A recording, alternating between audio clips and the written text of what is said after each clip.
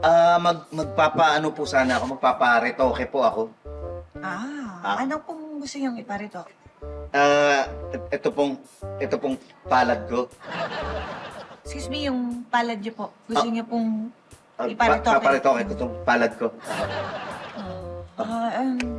Okay. Matanong ko lang Mr. Fortuno, kasi karamihan po ng mga pasyente namin dito, ang pinaparitoke nila ay yung kanilang muka, particularly yung nose, yung dibdib, yun yung kalimitan po, no? Pero kayo po gusto niyo po iparitoke yung palad po.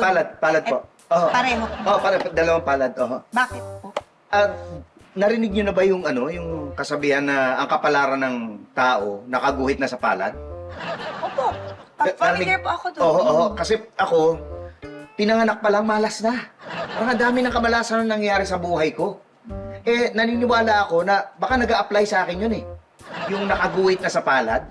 Baka literal na yung kamalasan ko nandito sa palad ko Kaya gusto ko iparetoke itong guhit ng palad ko. Gusto ko maiba. Maiiba. Oo, para maiba naman yung magkaswerte naman ako sa buhay. Hindi puro malas nangyayari sa akin.